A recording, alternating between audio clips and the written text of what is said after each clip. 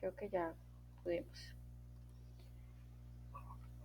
Entonces, el lunes 28 estamos hoy, miércoles 30 iniciamos las exposiciones. Las exposiciones grupales deben ir hasta la mitad de la clase del lunes 4. ¿Listo? Porque el lunes 4 yo sé que vamos a iniciar las exposiciones individuales y ya les explico qué vamos a hacer en las exposiciones individuales. Y terminamos el lunes. El miércoles, el lunes 11 de agosto. ¿Cuál es el primer trabajo? Es un trabajo escrito que deben contestar 5 preguntas, la pueden investigar o pueden sacar de la clase en que vimos ya. Todos los contestamos. Entonces, el día miércoles, el primer grupo que va a exponer es el grupo 1, luego el grupo 2, luego el grupo 3, luego el grupo 4 y así sucesivamente. ¿Listo? Por eso les doy un orden así. Entonces, para que por favor todos estén listos, si no alcanzamos a exponer todos, pues hasta donde alcancemos y en la siguiente clase continuamos. ¿Tenemos alguna pregunta de los temas que aclaremos? Bueno, entonces el tercer trabajo es una exposición sobre un medicamento. ¿Listo? Esta exposición no debe durar más de 10 minutos. ¿Sí? Y se le asigna un medicamento y ya les explico cómo va a ser la exposición y por qué es tan cortica. Entonces, aquí les doy un ejemplo. Yo les voy a exponer en este momento el ejemplo de la amoxicilina. ¿Qué quiero que ustedes me hagan en la exposición? Grupo farmacológico a que pertenece, absorción, ¿sí? La eliminación, el metabolismo, ¿sí? Las consideraciones especiales, ¿sí? Por ejemplo, en este caso ya les explico de consideraciones especiales a qué me hago referencia. A que, por ejemplo, si en algunas enfermedades se puede dar, si está contraindicado en alguna enfermedad, si en la enfermedad renal hay que ajustarlo a dosis renal o no, si el medicamento se puede dar en niños, ¿sí? Si se puede dar en embarazadas. Esas son consideraciones especiales. Entonces, la amoxicilina pertenece al grupo farmacológico de los betalactámicos, es un antibiótico. Su absorción es alrededor del 80% y alcanza los niveles máximos en 1 a 2.5 horas. O sea, el medicamento va haciendo efecto máximo a 2 horas y media de ingresado el alimento. El metabolismo es del 20 al 30% en el hígado, ¿sí? Lo ideal es no dar con comidas porque altera el metabolismo, altera la absorción del medicamento. Por ejemplo, yo aquí le puse en una imagen, ¿sí? No, porque yo recuerdo que es mi memotecnia de no dar con las comidas. Su eliminación es el 75% de forma renal, ¿sí? Y el paciente que tenga enfermedad renal crónica debe tener un ajuste a la dosis. ¿Por qué? Porque se elimina de manera renal. Entonces los pacientes que tienen enfermos los riñones, pues debe ajustarse a un medicamento. No infunde la barrera del líquido cefalorraquídeo ni la barrera hematoencefálica. O sea, este medicamento no sirve para infecciones del sistema nervioso central. Eso es lo que deben ustedes exponer en la exposición individual. Yo ahorita al finalizar la clase les doy, bueno, al finalizar cuando terminemos, les envío el Word con el nombre de cada persona y con el medicamento que le toca. ¿Tienen alguna duda de la exposición?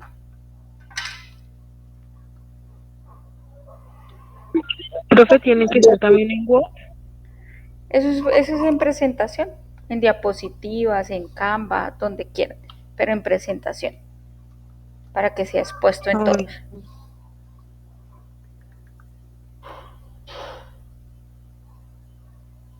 ¿Alguna pregunta?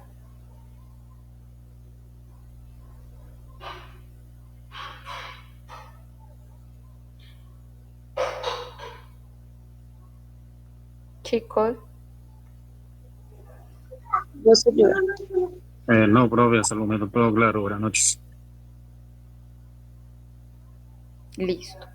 Entonces, si ven que es muy corto, o sea, es algo rápido, lo que nos importa, el medicamento, a qué grupo pertenece, la absorción, eliminación, metabolismo, consideraciones especiales.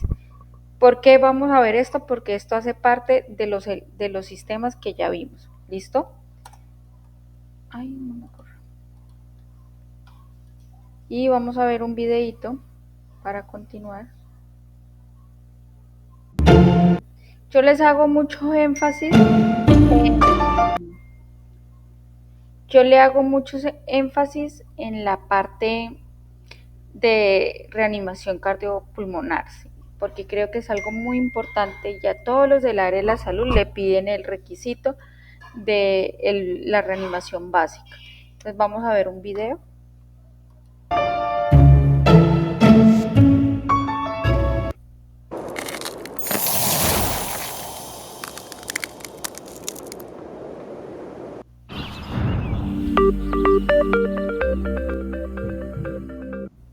Nuestro corazón ¿Sí es un pueden órgano escuchar? maravilloso. Trabaja muy duro por nosotros Sí, señora. Ah, ok. cada segundo de cada día, entregando sangre y oxígeno a cada célula en nuestro cuerpo. Pero cuando un súbito paro cardíaco ataca, nuestro corazón repentinamente e inesperadamente deja de latir efectivamente y el flujo de sangre se detiene. Sin intervención alguna, el cerebro, órganos vitales y nuestro corazón comenzarán a morir. Comenzar resucitación cardiopulmonar es la única posibilidad de sobrevivir que tiene la persona. Las lesiones cerebrales comenzarán a manifestarse dentro de 4 minutos y después de 10 minutos, aquellas lesiones son irreversibles. El poder de salvar una vida está verdaderamente en tus manos. Practicar resucitación cardiopulmonar cumple dos cosas esenciales. Primero, las compresiones mueven sangre oxigenada al cerebro para mantenerlo vivo.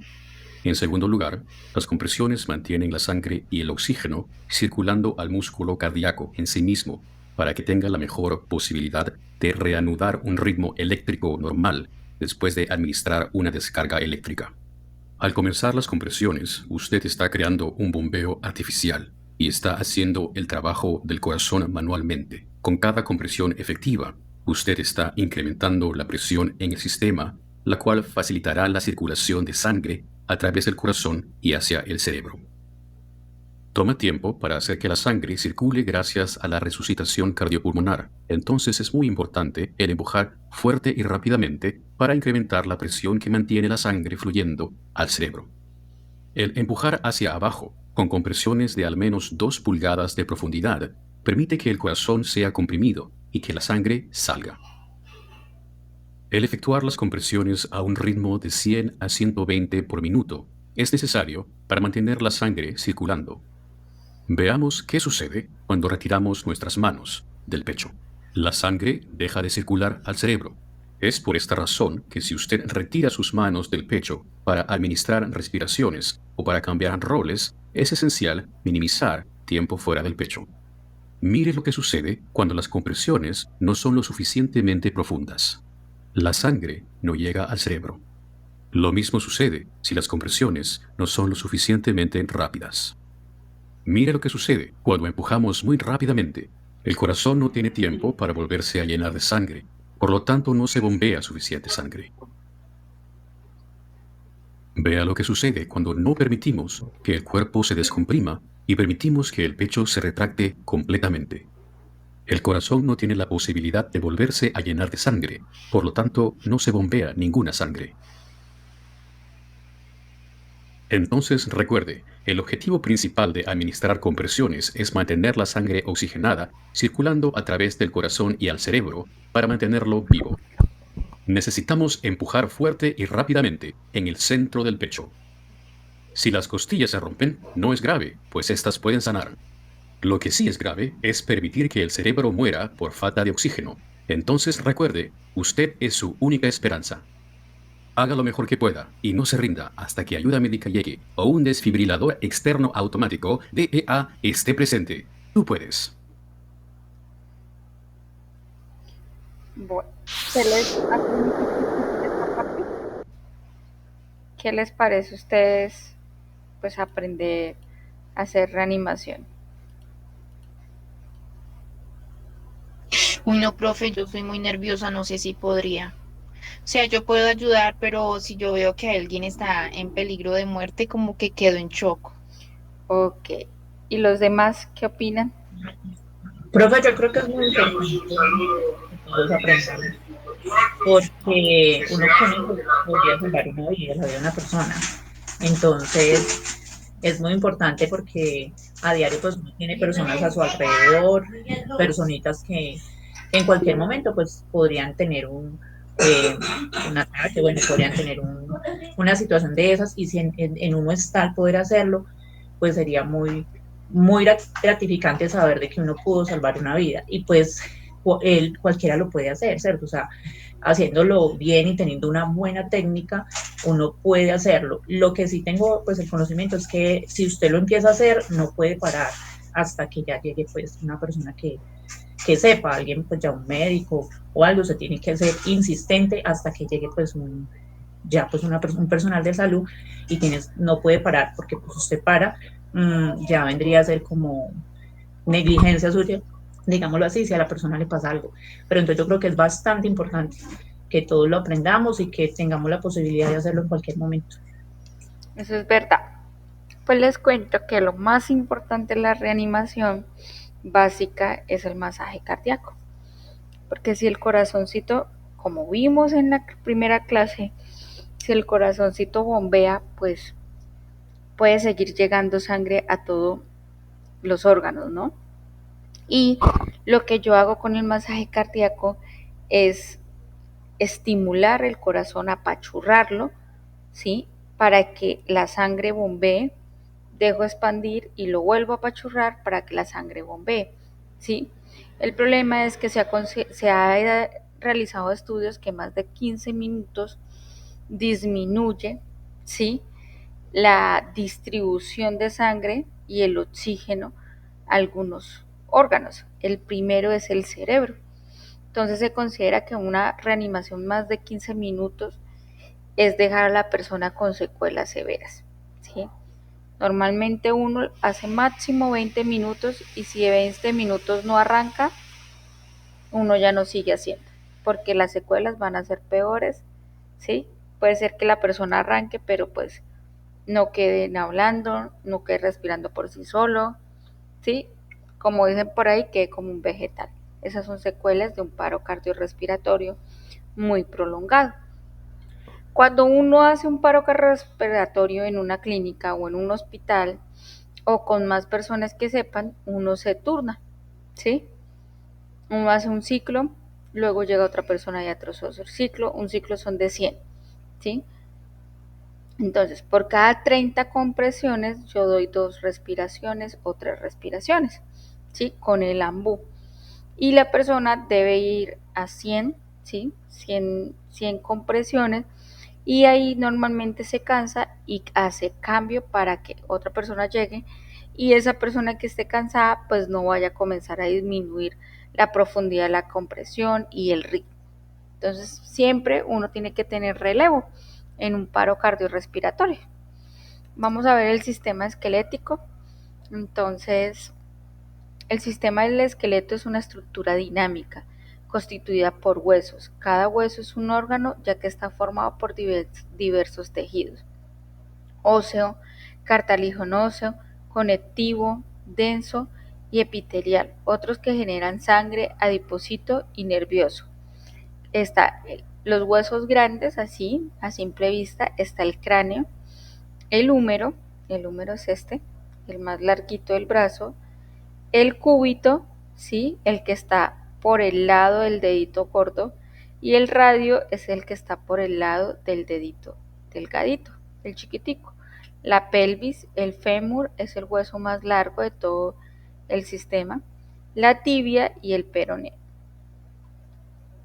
Entonces, algunas funciones de este sistema. Este sistema nos da sostén. Los huesos son el soporte de los tejidos blandos y punto de apoyo de la mayoría de los músculos esqueléticos. Nos dan protección.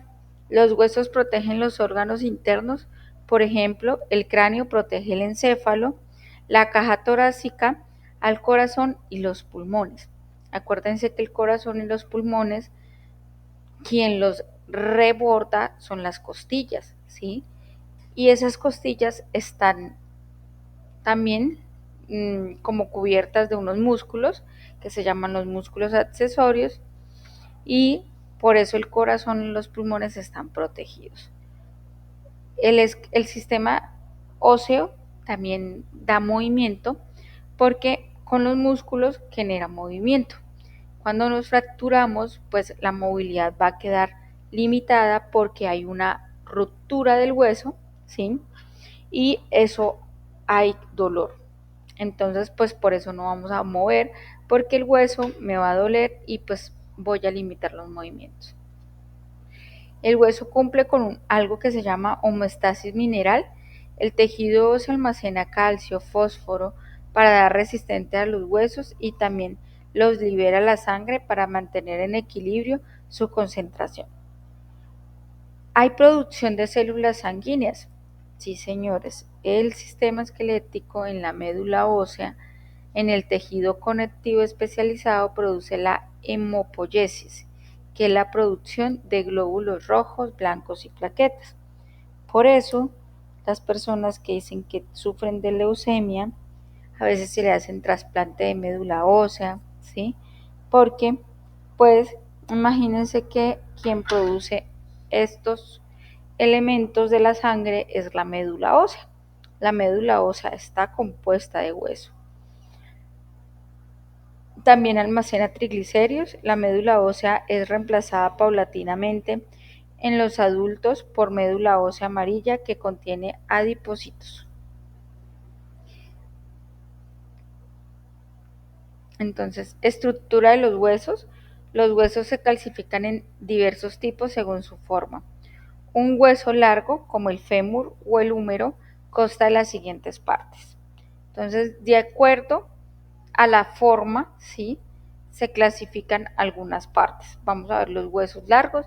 Tiene una diáfisis, que es el cuerpo o porción cilíndrica principal del hueso. Una epífisis, que son los extremos proximales y distales del hueso.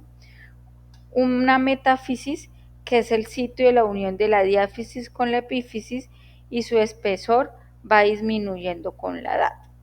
Cartílago articular es una capa delgada de cartílago hialino que cubre la parte de la epífisis de un hueso que se articula con otro. Periostizos. Los periósteo es una capa residente de tejido conectivo denso que rodea la superficie ósea que no tiene cartílago articular. Protege al hueso, participa en la reparación de fracturas, colabora en la nutrición de los huesos y sirve como punto de inserción de tendones y ligamentos. Cavidad medular es el espacio interno de la diáfisis que contiene a la médula ósea amarilla grasa. Endostio es la capa que cubre la cavidad de la médula y contiene células formadoras de huesos. Entonces les presento un hueso largo. Entonces, como dijimos, la epífisis, los extremos, la diáfisis, la mitad, epífisis, tejido compacto, tejido espumoso, médula amarilla, cartílago epifisiario es la unión entre la diáfisis y la epífisis, el periósteo, médula ósea roja y el cartílago articular. Entonces, ¿cuántos huesos componen el esqueleto? 206 huesos.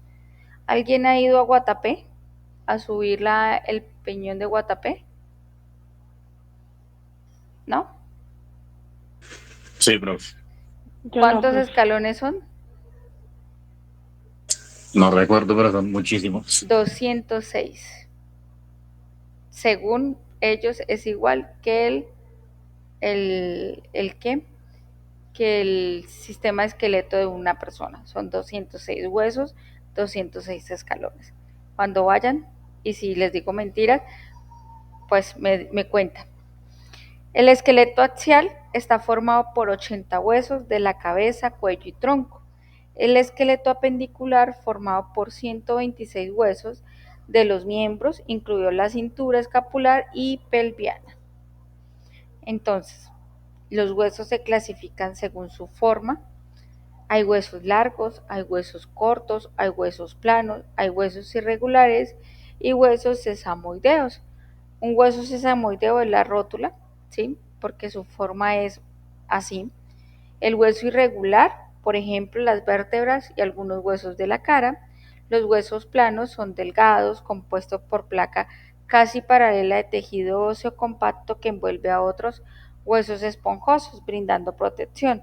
Por ejemplo, el hueso del cráneo, el esternón y el omóplato. Huesos cortos que son cuboidales, tienen tejido esponjoso, salvo en su superficie, por ejemplo, el hueso del tarso y el carpo. Estos huesitos se encuentran en la mano.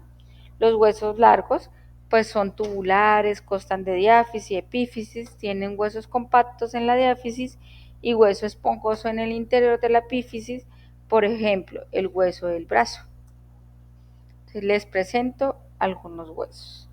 Esto es una vértebra, esto es un fémur, esto es la rótula, el cráneo y estos son de la mano. ¿Sí ve? Entonces tienen diferente forma y así es su clasificación. Entonces aquí están todos los huesos de nosotros. ¿Sí ve que la cara tiene huesos y el cráneo irregular? Parietal, frontal, esfenoidal, temporal. Mira, los huesos nasales, ¿sí? Mandibulares, maxilar, el arco cigomático, entonces son irregulares. Mira, el húmero, ¿sí? El radio, el cúbito, el fémur, la tibia, el peroné, el acetábulo, este es el esternón, es plano, el omóplato está acá atrás y este también es plano. Vamos a ver un videito. Ay, se me fue.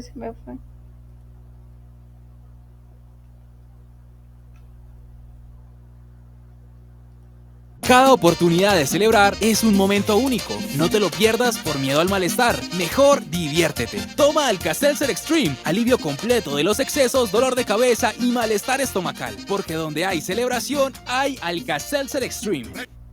El lunes se cumplirán 30 días de la desaparición de 17 niños. Su comunidad ha ofrecido una recompensa de $50,000 por información de cualquier persona o actividad sospechosa. Esta es una historia real. La hora de la desaparición.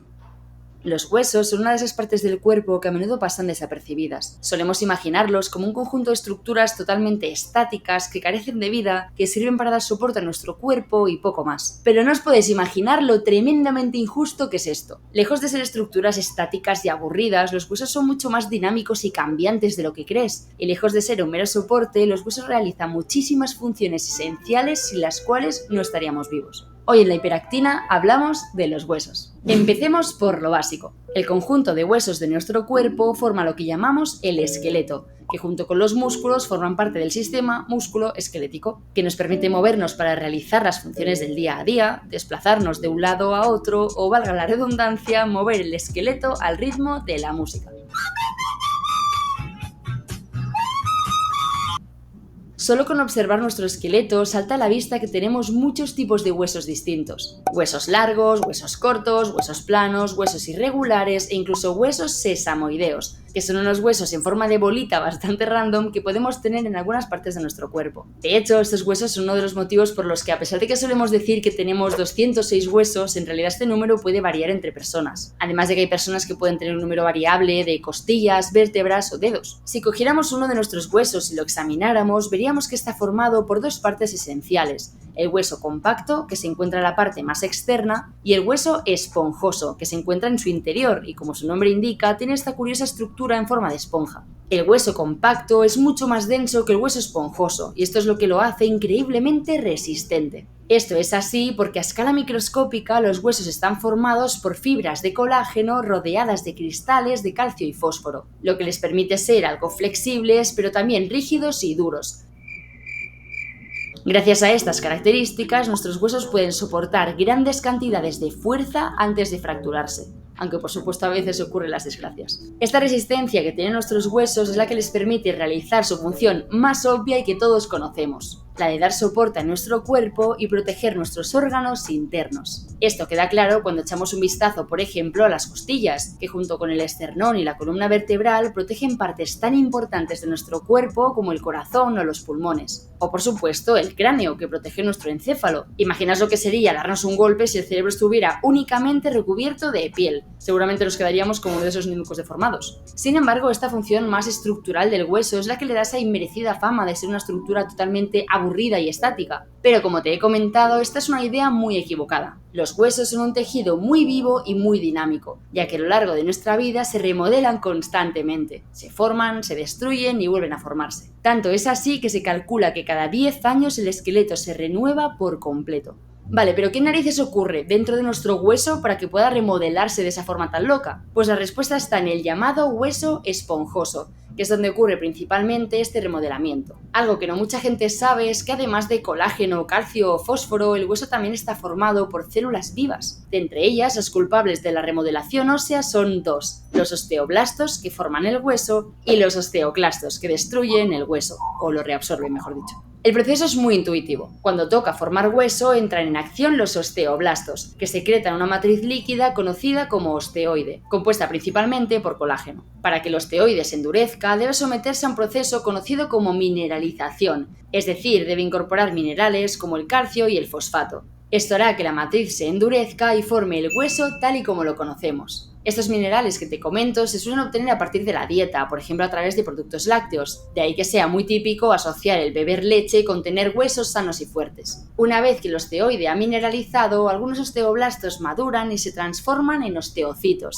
que son el tipo de células más abundante del hueso adulto. Los osteocitos son unas células súper interesantes. Actúan como mecanosensores, es decir, detectan la carga mecánica que está recibiendo el hueso. Por ejemplo, si estás levantando pesas en el gimnasio, los osteocitos detectarán que el hueso está recibiendo mucha carga y acto seguido avisarán a los osteoblastos para que produzcan más hueso, aumentando así la densidad ósea y por tanto la resistencia. Este es el motivo por el que se suele decir que hacer ejercicio aumenta la resistencia de nuestros huesos, y no le falta razón. Sin embargo, como hemos comentado, esa estructura no dura para siempre. De vez en cuando toca reabsorber el hueso, destruirlo, y en ese momento entran en acción los osteoclastos. Los osteoclastos contienen enzimas que crean un entorno ácido y degradan el colágeno que forma el hueso, lo que les permite descomponerlo fácilmente. En resumen, nuestros huesos se crean y se destruyen constantemente. Y sí, es cierto que esto nos ayuda a mantener nuestros huesos sanos y fuertes, porque al final permite reemplazar el hueso viejo y dañado por hueso nuevo. Sin embargo, esta capacidad de remodelación va más allá y encierra otra de las funciones más importantes del hueso, la de almacenar minerales como el calcio y el fósforo,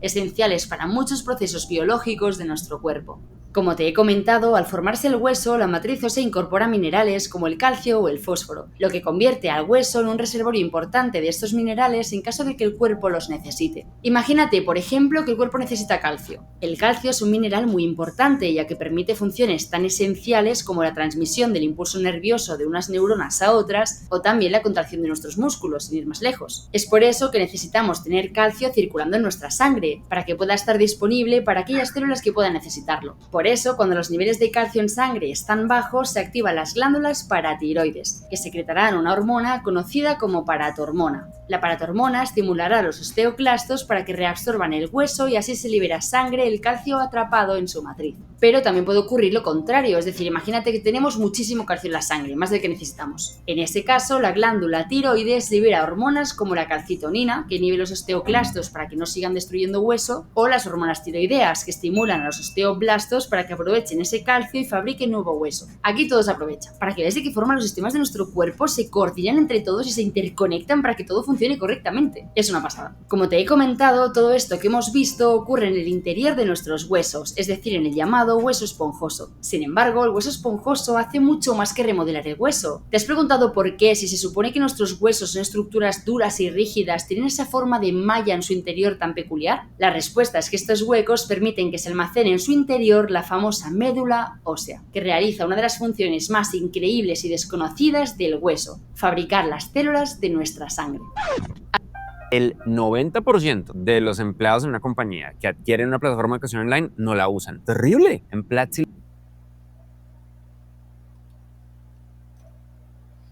Bueno, hasta ahí cómo vamos. ¿Bien? Sí, profe. Bonita la información, profe. Muy buena la información. Ya casi acabamos porque yo creo que la anatomía y los sistemas es algo muy complejo, pero lo mejor es la manera de los videos. Yo creo que desde que se inventaron los videos, eso nos facilitó el estudio demasiado a todos. Bueno, vamos a ver un sistema que es el sistema más grande de nuestro cuerpo, que es la piel. La piel es el sistema más grande porque nos cubre todos los órganos. La piel está compuesta, ¿sí?, por glándulas, ¿sí? Tiene 3 capas, la epidermis, la dermis y la hipodermis, y dentro de esas capas tenemos unos componentes. Vamos a ver cada una de ellas. La piel es el órgano más grande del cuerpo. La cubre completamente, además sirve como protector contra el calor, la luz, las lesiones, las infecciones, y la piel también regula la temperatura del cuerpo, almacena agua y grasa, es un órgano sensorial a que le llamamos, a que es sensitivo, ¿sí? Lo tocamos y sentimos cuando tocamos algo que nos tocan, ¿sí? Si nos pellizcan o nos tocan con calor, sentimos el calor, eso es un órgano sensitivo. Impide la pérdida del agua, impide el ingreso de bacterias y actúa como barrera entre el organismo y el entorno.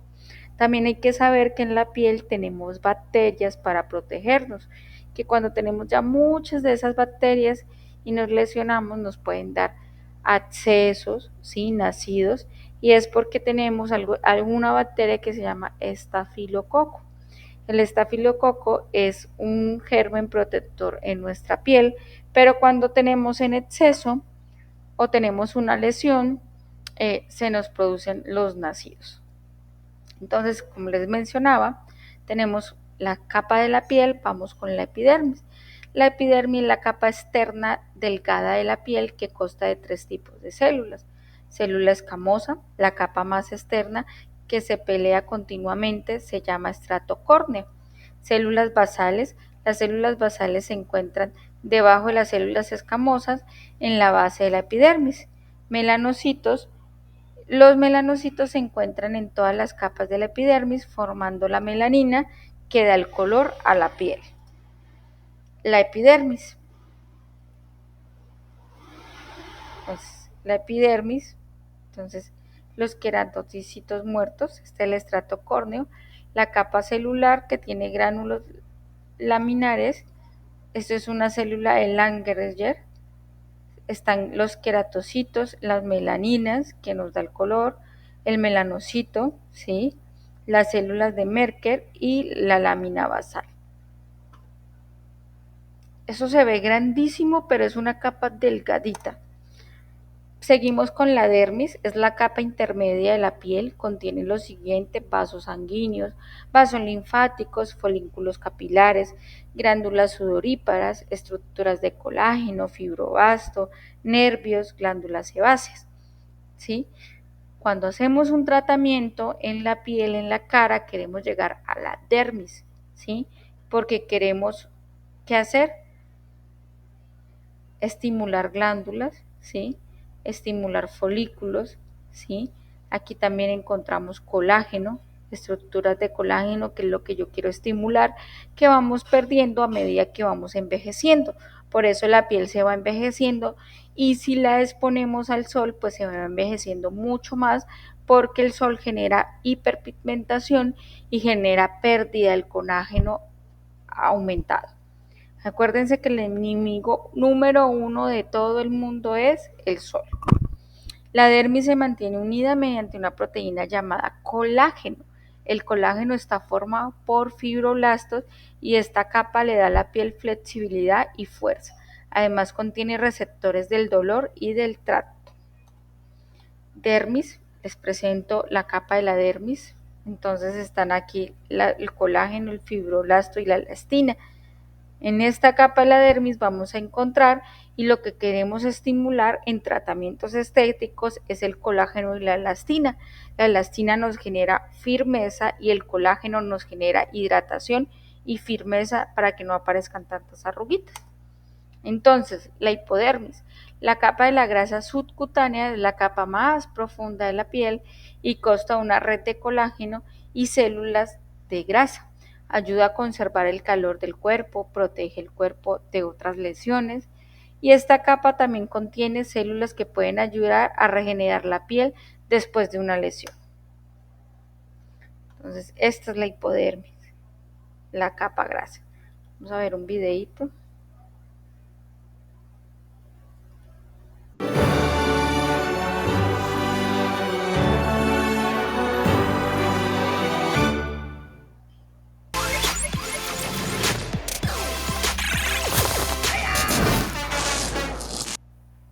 Como siempre nos vamos a ayudar de una ilustración para poder hacer el vídeo.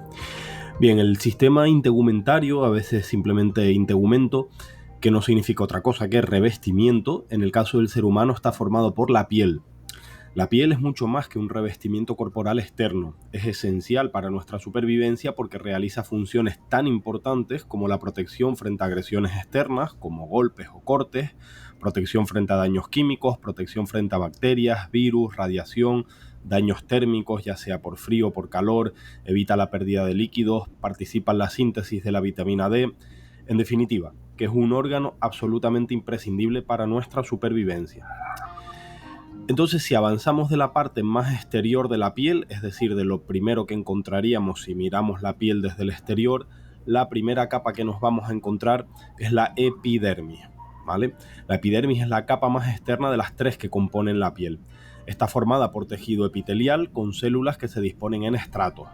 Así, en la epidermis se pueden distinguir 5 estratos, en los que las células epidérmicas, los queratinocitos, van evolucionando y endureciéndose progresivamente, y las células muertas que se desprenden de las capas superficiales son reemplazadas inmediatamente por otras. Este proceso se denomina queratinización. Estas células de la epidermis, los queratinocitos, son los que producen la queratina, que es una proteína fibrosa que hace que la epidermis sea una capa resistente y protectora. La epidermis, esta primera capa de la piel, es avascular, lo que quiere decir que no tiene suministro sanguíneo propio. Por eso, si nos hacemos pequeñas lesiones, pequeños cortes o pequeños raspones que solo afectan a la epidermis, podemos no sangrar. Si sangramos es que hemos llegado a capas inferiores. Bueno, la epidermis, como dijimos, se compone a su vez de 5 capas, que las vamos a ir viendo de la más externa, de la más superficial a la más profunda. La primera capa que nos encontraríamos es el estrato córneo, es la capa más superficial. En esta capa existen múltiples células epidérmicas queratinizadas, planas, córneas y sin núcleo, que se desprenden al exterior y son reemplazadas por otras. Serían las primeras células cuando nos rascamos o nos hacemos una herida, pues es esta primera capa la que se descama. Tiene un grosor de entre 20 y 30 capas celulares y en algunas zonas del cuerpo, como las plantas de los pies o las palmas de las manos, tiene un mayor grosor. Por debajo del estrato córneo nos encontramos con el estrato lúcido, que es una capa formada por diferentes capas de células transparentes, planas y también carentes de núcleo. Y solo existe esta capa en zonas de piel muy compactas, como palmas y plantas. Está formada por queratinocitos muertos muy aplanados. Justo por debajo del estrato lúcido nos encontramos con el estrato granuloso, que es donde las células se han ido haciendo más finas y se han ido llenando de queratina. El estrato granuloso está formado por 2 o 3 hileras de células epidérmicas en forma de huso, que inician su cornificación o endurecimiento. Por debajo del estrato granuloso tenemos el estrato espinoso o de Malpighi, también se le llama de Malpighi. Está situado justo por debajo del estrato granuloso y consta de diferentes hileras de células poligonales que se unen mediante tonofibrillas. En el estrato espinoso, entre los queratinocitos, están situadas las células de Langerhans, que se asemejan a los melanocitos y participan en tareas defensivas.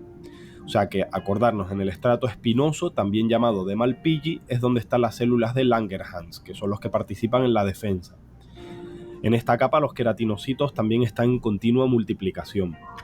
Y por último, la última capa, tendríamos el estrato basal o germinativo. El estrato basal o germinativo está situado en la parte más profunda de la epidermis. Se compone de una hilera de células epiteliales cilíndricas que están conectadas a la dermis, de la que reciben el suministro necesario para su supervivencia. En esta capa los queratinocitos se dividen constantemente y cada día se producen millones de células nuevas, de ahí su nombre alternativo, germinativo, porque siempre está germinando, creciendo. En el estrato basal se encuentran los melanocitos, que son los encargados de producir un pigmento que, tras ser fagocitado por los queratinocitos, es el que da color a la piel, que es la melanina. Bien, pues una vez hemos visto estas 5 capas, recordar esta primera capa que es el estrato córneo, la segunda capa el estrato lúcido, esta tercera capa en un color marroncito es el granuloso, esta cuarta capa más gruesa el espinoso y por último esta quinta capa que es el estrato basal. Bien, pues esta quinta capa estaría aquí junto a las papilas de la dermis. Las papilas de la dermis es un conjunto, como vemos aquí, de formas mamilares que tienen un perfil muy accidentado y forma parte de la superficie de la dermis. Esta sería la capa papilar de la dermis.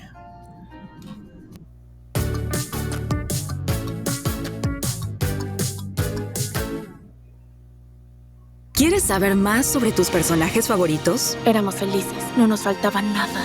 Perdonará Betty a... Que es la siguiente capa que vamos a ver. Todo esto que hemos visto anteriormente pertenecía a la epidermis, ahora vamos a ver la dermis. La dermis es, digamos, la parte oculta de la piel. Es la capa intermedia de la piel situada por debajo de la epidermis. La dermis podríamos decir que es la parte más importante de la piel, ya que tanto la epidermis como los anexos cutáneos obtienen a través de la dermis las sustancias nutritivas. La dermis está compuesta de tejido conjuntivo laxo y de tejido fibroso, y está dotada de abundantes terminaciones nerviosas y numerosos vasos sanguíneos.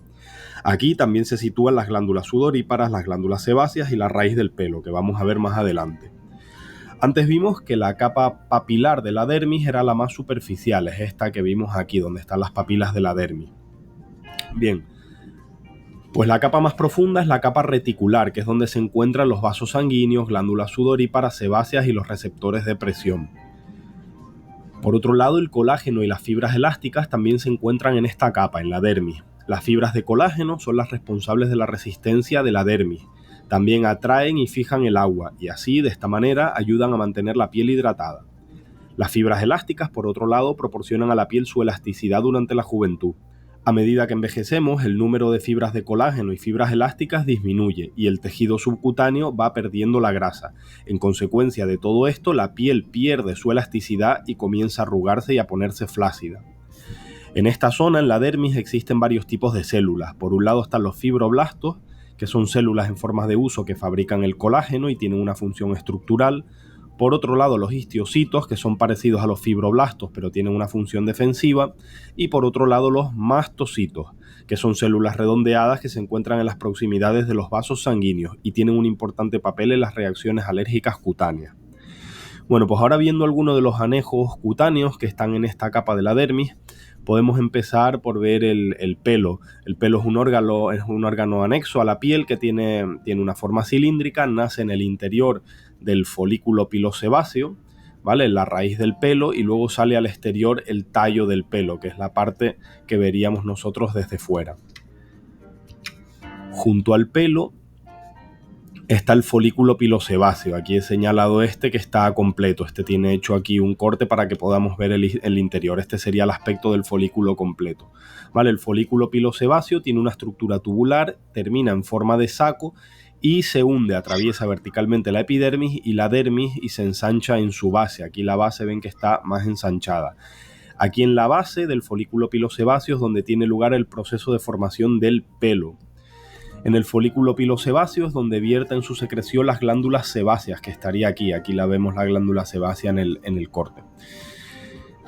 También junto con cada pelo hay un músculo erector. Es un músculo liso de contracción involuntaria que se encuentra junto al folículo pilosebáceo. Tiene la función de provocar la erección del pelo en situaciones de frío, estrés y demás. Como digo, cada pelo pues, suele tener un músculo erector del pelo, un músculo muy pequeño obviamente. Y también vamos a ver la glándula sebácea. La glándula sebácea es una estructura racimada que vierte en el interior del folículo pilosebáceo. Como vemos aquí, la glándula sebácea vierte su contenido aquí en el interior del folículo pilosebáceo. Lo que vierte es una secreción mucograsienta que se le da el nombre de sebo, ¿vale? El sebo recubre, humedece el pelo y sale al exterior de la epidermis. Algunas glándulas sebáceas vierten su secreción directamente a la epidermis sin pasar por el folículo pilosebáceo. Este producto, el sebo, es una mezcla de sustancias aceitosas y células fragmentadas. Es un lubricante que mantiene la piel suave y tersa y evita que el pelo se quiebre. El sebo también contiene sustancias químicas que matan a las bacterias, de modo que resulta importante para evitar que las bacterias presentes de forma natural en la superficie cutánea invadan las zonas más profundas de la piel. Las glándulas sebáceas se vuelven muy activas cuando las hormonas sexuales se producen en cantidades mayores durante la adolescencia.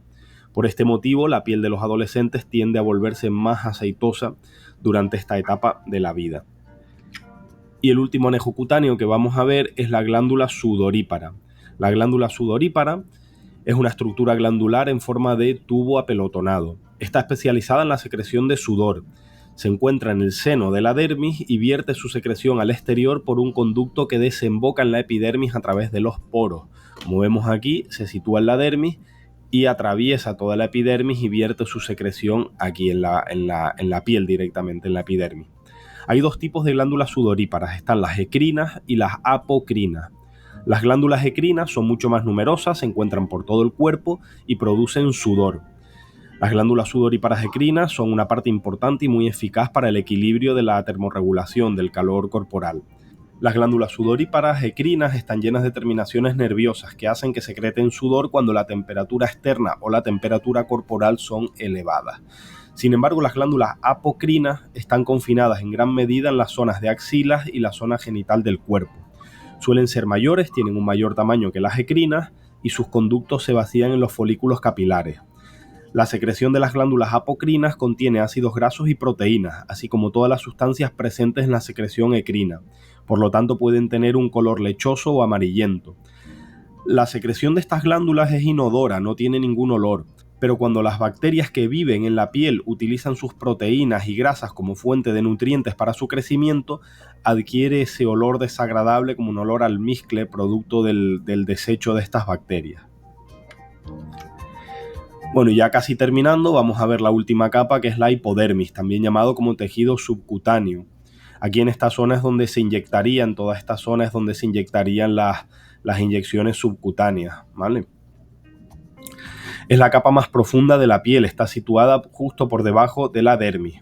Está formada por tejido conjuntivo laxo y es rica en tejido graso, en adipocitos, que actúa como almohadillado de los órganos que están situados bajo ella, como músculos, huesos, vísceras y demás. A través de esta hipodermis, la circulación sanguínea llega a las estructuras cutáneas, fundamentalmente mediante las vénulas y las arteriolas. Bueno, pues en principio aquí voy a terminar este vídeo, no lo quiero alargar mucho más, aunque aún nos quedan estructuras por ver que las voy a... Bueno, como dice ahí, es muy largo todo. Entonces, no. No lo alcanzamos a ver. ¿Tenemos alguna pregunta, chicos?